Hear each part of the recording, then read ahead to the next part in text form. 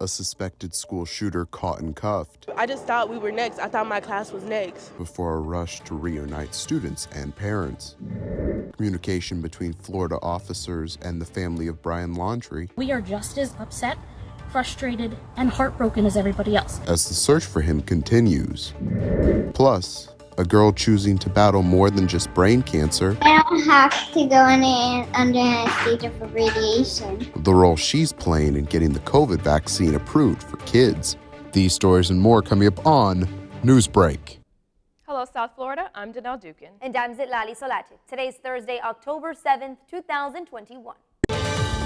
From the South Florida Media Network's Biscayne-based studios in North Miami, this is SFMN Newsbreak.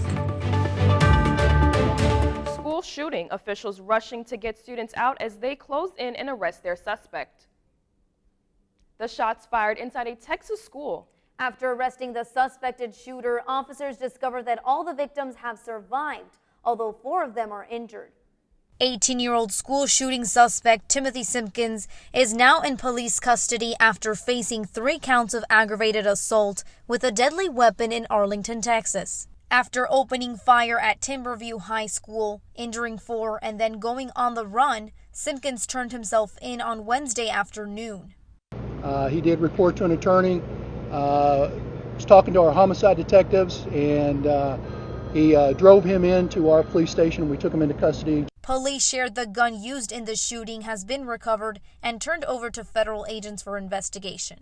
It was a handgun, .45 caliber weapon. Officials say a fight broke out between students in a classroom, and that's when the shooting started. And we heard glass breaking, and he continued to shoot. And I called my mom, and I told her I love her. Donald Williams, the school district spokesman, also sharing that more information will come about how the event escalated. I can assure you that we're doing a thorough, intensive investigation as it relates to what transpired. School security in the Arlington area has been on their guard after this shooting and social media threats. I've got a call to action for parents. Take a look at your kids' social media. If they're putting out threats on their schools, they're going to be arrested. Security has increased in all Arlington and Mansfield schools. Both cities are in the Dallas and Fort Worth area. Nationwide, there have been 21 school shootings this year. Newly released video shows a deputy and the relatives of Mia Marcano confronting the man authorities said was the prime suspect in her killing. The video was released yesterday, the same day dozens of her neighbors protested for more security at the apartment complex where they live. The confrontation happened the same day Mia went missing, but the sheriff says his deputies simply didn't have enough evidence at the time to arrest Armando Caballero. There was no basis for our deputies to detain or arrest Armando Caballero. Our deputies are not permitted to arrest or detain someone based on a hunch or based on what someone else is saying. The sheriff goes on to say investigators are still awaiting a cause and manner of death from the medical examiner, but he hopes to give the Marcano family more answers. New developments in the search for Brian Laundrie. His father, Christopher, has announced he'll be joining the search. The Laundrie family speaking out against the misconceptions they say are being peddled by the media. we are just as upset, frustrated, and heartbroken as everybody else. And I am losing my parents and my brother and my children's aunt and my future sister-in-law on top of this. The family finally breaking their silence. Authorities have not directly linked Laundrie to Petito's death, but they want to question him partly because of a federal arrest warrant that alleges he illegally used someone else's debit card. A federal judge in Texas is blocking the state's new 6-week abortion ban that many see as a challenge to Roe v. Wade. The ruling from U.S. District Judge Robert Pittman allows abortions after the detection of fetal cardiac activity. The state's Attorney General's office says it will appeal, and it's likely to win in higher courts. The Facebook whistleblower is expected to meet with the House Select Committee investigating the January 6th siege on the U.S. Capitol. Frances Haugen, who previously served as a product manager for the social media giant, says Facebook knowingly used its platform to spread misinformation and hate and contributed to the Capitol's riots. Haugen's meeting with the committee could happen as soon as today. Democrats are in a financial frenzy facing pushback from Republicans on the debt ceiling deal just days away from their deadline. Yesterday afternoon, the Senate was unable to vote on advancing Democratic legislation in order to suspend the debt ceiling. According to Wisconsin Democratic Senator Tammy Baldwin, her party is now considering a short-term solution from Republican Senate Minority Leader Mitch McConnell. In terms of a temporary lifting of the debt ceiling through close to the end of this year, we view that as a victory. The White House is still pressing for a long-term solution that will put an end to this extensive process before the debt ceiling deadline on October 18th. The popular live streaming platform Twitch suffered a massive data leak yesterday morning. Announced in a tweet, the company says the leak contained confidential user information, including passwords and financial data. Following the leak, many popular Twitch streamers whose incomes were exposed came out to confirm the exposed information. Us Earthlings are sitting ducks if an asteroid ever hurls toward the planet. NASA is pushing to change that.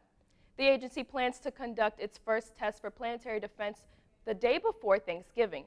That's when the agency will launch a SpaceX Falcon rocket from Vandenberg Space Force Base in California, aimed at a 525-foot-long asteroid named Dimorphos. NASA plans to use a satellite to record the impact and stream the test over its app and website, NASA TV. Both major South Florida airports chosen for a new rideshare program that times your ride based on your flight information. That's still ahead, and so is this story. You have to go all the way over there.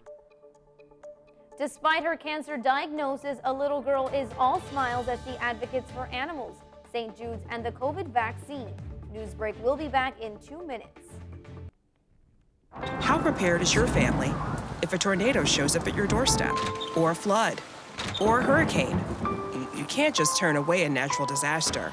That's why it's important to go to ready.gov/plan now. It has the tools and tips you need to make an emergency plan with your family. So if disaster comes knocking, let's go. You'll be ready to help keep your family safe. It's just a pizza. Yes. Make a plan today.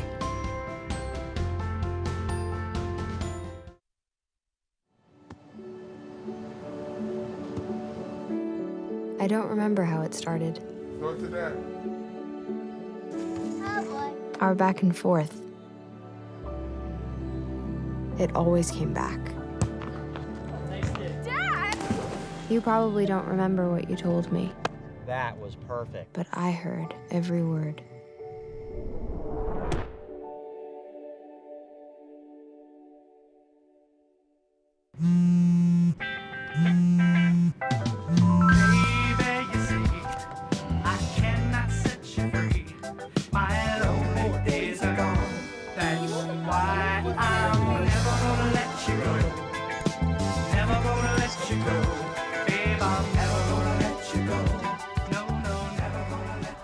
Here you go.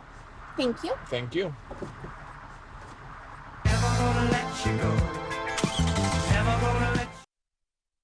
Our fellow Americans. Right now, the COVID-19 vaccines are available to millions of Americans. And soon, they will be available to everyone. The science is clear. These vaccines will protect you and those you love from this dangerous and deadly disease. They could save your life. So we urge you to get vaccinated when it's available to you. That's the first step to ending the pandemic and moving our country forward. It's up to you.